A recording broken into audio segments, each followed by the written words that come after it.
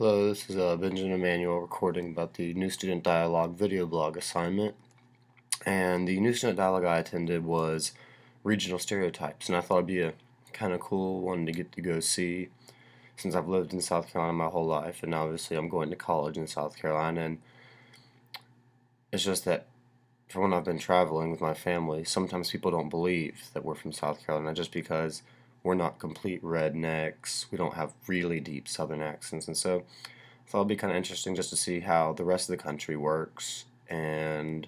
see what we can do to maybe find some common ground. As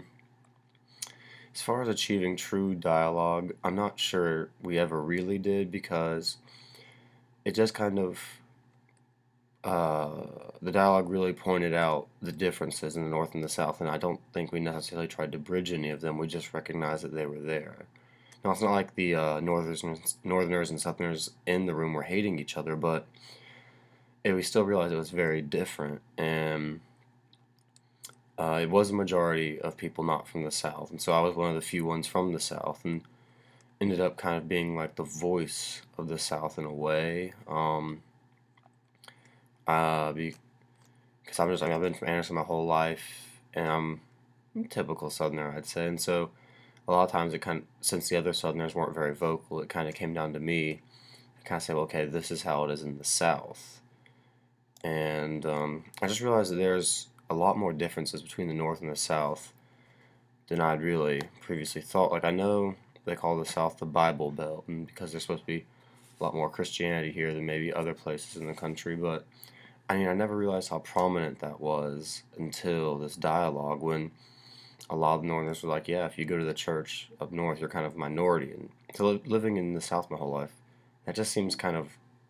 weird to me. And so that was different to get to see. The way the group pretty much worked is we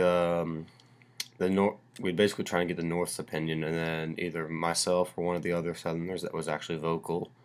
would kind of contrast that with how it is in the South. Like, I know on one question it was whether you would live with a romantic partner before you get married, and almost all the Northerners said that's perfectly fine. And living in the South, that's just really not something that happens, and it was just kind of strange for me to see something like that major of an issue can be that different because it was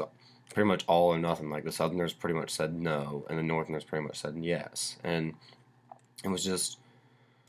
kind of weird because I just never realized there was that big of a gap. I mean, there were some active voices in the dialogue, but other than myself, the other Southerners weren't really talking much, and there were two or three Northerners that would talk, but yeah, everybody was pretty much quiet. I mean, mine was on a Friday afternoon. I don't think anyone wanted to be there, but still, there were some times where they really had to try and push discussion on because a couple people can't carry that big of a discussion by themselves. As I already said, I was pretty much a voice of the South because a lot of the other ones wouldn't actually really talk. And turns out, as I know the guy that's leading it, and he's from Charleston, and so he'd kind of look to me to help bring out the Southern view because he and I share a lot of the same views and values, and it was pretty funny because